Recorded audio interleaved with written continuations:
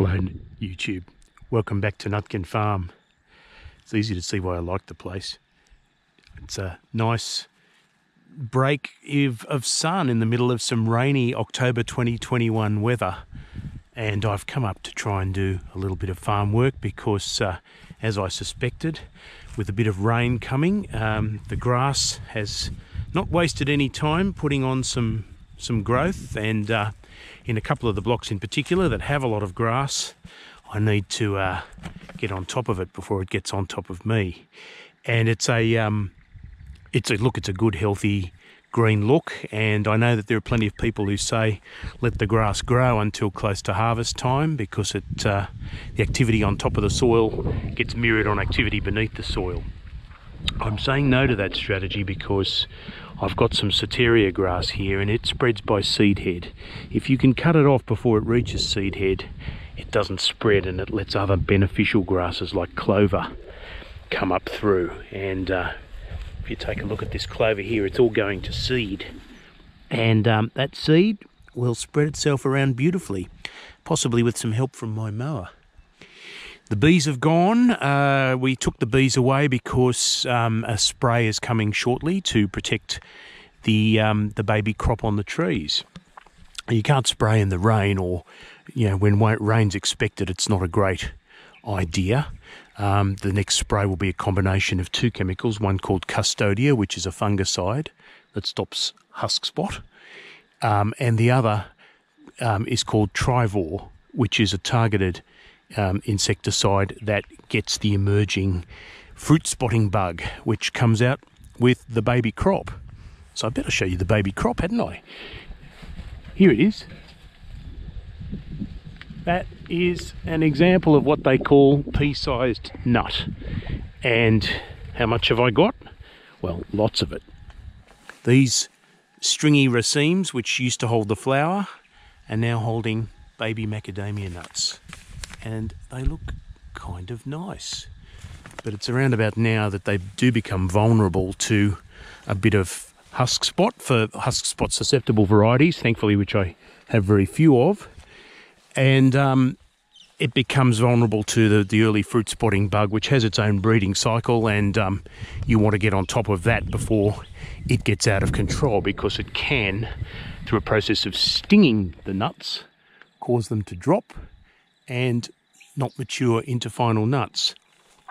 So that spraying has to happen ideally before a period of sunny weather, because the insecticide gets to work its magic without being washed off. And the fungicide actually is best if you apply it before rain. But if you've got husk spot susceptible varieties, you want to spray before rain. If you don't really have much husk spot, well, it's probably better to prioritise this pesticide and spray after the rain. And that's what's going to happen with me. So there'll be some mowing to do, as you can see. I'll get the thing down nicely, and the other advantage of mowing, of course, is that you're generating grass clippings that are nice organic matter for the soil. Now, just as a further update, in September there was a difference between the rainfall in the Rosebank area and the Alstonville Plateau. There's only about 25 mils in the Alstonville Plateau all up, which was a pretty dry month. There was 75 mils here, which was a little bit above average. Question for the experts: which is the better weather? And the answer, funnily enough, is not the one that got the most rain. My neighbour, who's been growing these macadamias for close to 40 years, said, look, the only bumper seasons he's ever had have had dry Septembers and wet Octobers. Well, we're getting the wet October. We've had about 100 mils of rain so far this month, and that's getting close to the monthly average. Although it's a bit further to go up here in Rosebank, and there's some more rain coming. But yeah, in September, and it seems that, with so long as there's flower on the tree, rain in September is the biggest variable affecting how much of that pollinates and sets to baby nut. And in my agronomist's view, it's even more important than the presence of pollinators in the trees. You have rain, it spoils the flower. And quick bursts of rain followed by sunshine, not so bad. But if you get any substantial rain, it can cause problems.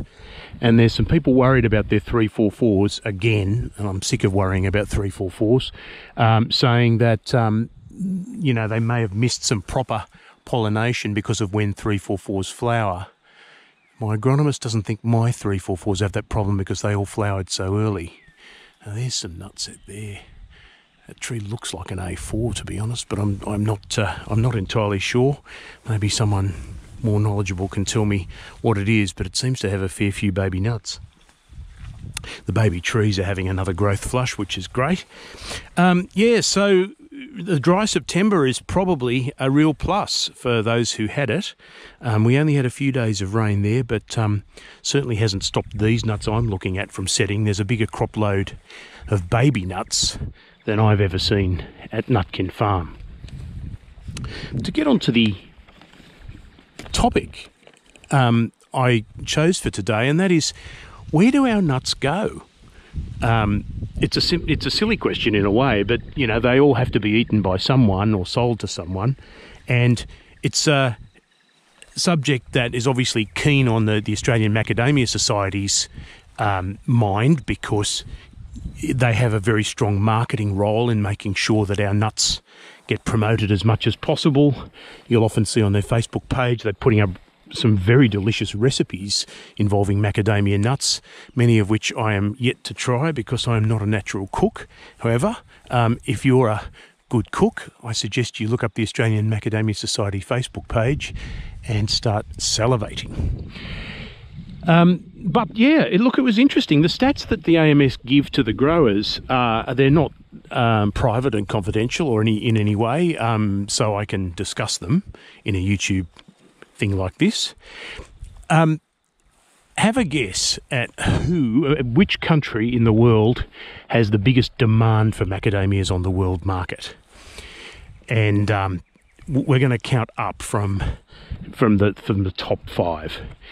5th is China, and their appetite for macadamias is actually surprisingly high, because there's a lot of Asia that doesn't even know about the macadamia yet. But China's got its own domestic industry, but they're still pulling in huge amounts of imports because they're really consuming quite a lot. 4th is Japan, and they've been long-term fans of the macadamia. They've been eating more of it than China, the entirety of China has, for quite a while, and they still are a larger market in terms of the macadamias they bring in. 3rd is Australia, believe it or not. Our domestic consumption of macadamias is 3rd in the world in terms of total nuts consumed. So we're a good consumer of our own product. Well done, Australia, only 25 odd million people, and we managed to eat tons and tons of macadamia nuts. 2nd is a grouping just called Europe. It's not broken down in this particular analysis, but Europe comes 2nd. And number 1 is the US. And they know good food when they see it, and they buy lots and lots and lots of it.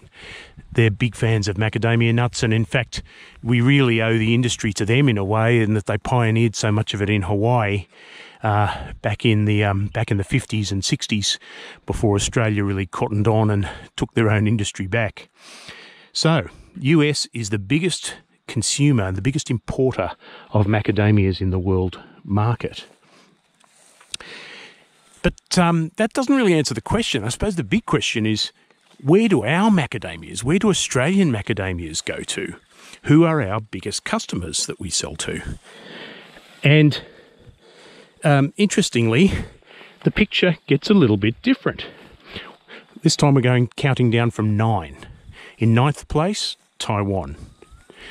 In 8th place, only a little bit ahead of Taiwan, is mainland China. In 7th place is all the rest of Asia, and now that is the area that's targeted for growth.